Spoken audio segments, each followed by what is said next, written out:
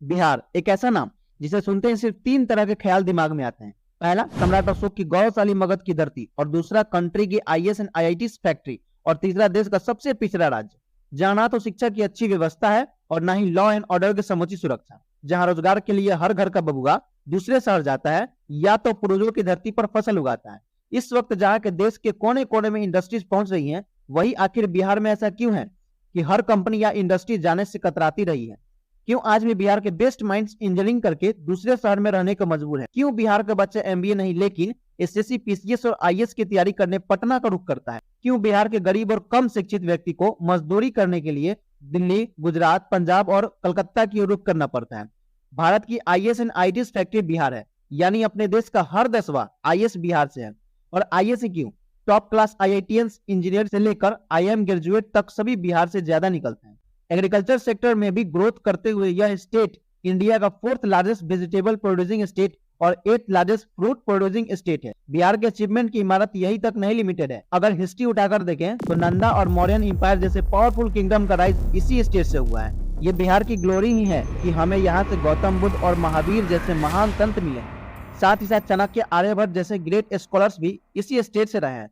अपने समय की वर्ल्ड फेमस यूनिवर्सिटीज नालंदा और विक्रमशिला भी बिहार में ही हुई है। लेकिन हिस्टोरिकली इतना रिच और पॉपुलर होने के बाद भी यह स्टेट बड़ी इन्फ्लुएंसर कंपनी को अपने स्टेट तक खींच लाने में पूरी तरह फेल रहा है। आखिर क्या रीजन रहे कि बाकी स्टेट की तरह यहाँ कंपनीज और इंडस्ट्रीज अपना एक्सपेंशन करने में फेल रही है? आखिर क्यों कोई भी इंडस्ट्री बिहार में अपना मैन्युफैक्चरिंग प्लांट नहीं कर लगाना चाहती? इस राज्य में इन्वेस्टमेंट की इतनी किल्लत क्यों है? अब इस सवाल का जवाब लॉजिकली चाहे जो भी हो, लेकिन जब बिहार के चीफ मिनिस्टर से स्टेटमेंट मांगा गया तो उनका कहना कुछ ऐसा था। सही बात है कि कोई बड़ा उद्योग यहां कोई आना नहीं चाहता।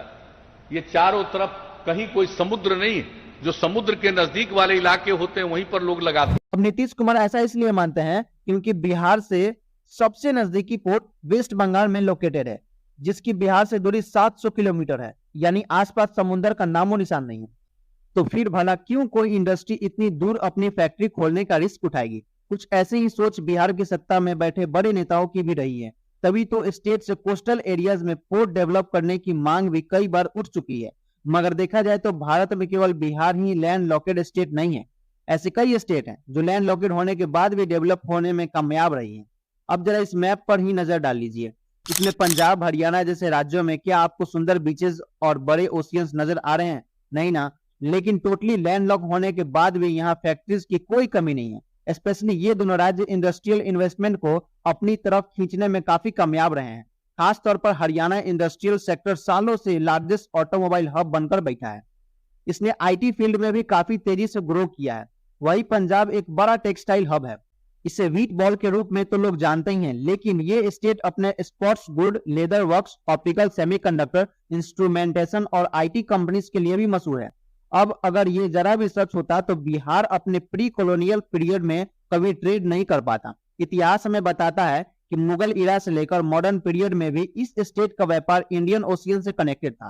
फर्टाइल लैंड होने की वजह से स्टेट के किसान रबी और खरीफ दोनों तरह की फसलें उगाते थे और इंडियन ओशियन के जरिए उसे एक्सपोर्ट भी करते थे। ब्रिटिश राज्य में पटना एक इंपॉर्टेंट ट्रेड सेंटर बनकर भी उभरा था, लेकिन इस राज्य की फील्ड इंडस्ट्रियल पॉलिसीज के कई सारे रीजन रहे हैं। दोस्तों, अगर इस वीडियो का नेक्स्ट पार्ट चाहते हैं तो कमेंट जरूर करें, और अगर वीडियो पसंद आए तो लाइक करें और चैनल को सब्सक्राइब भी कर लें।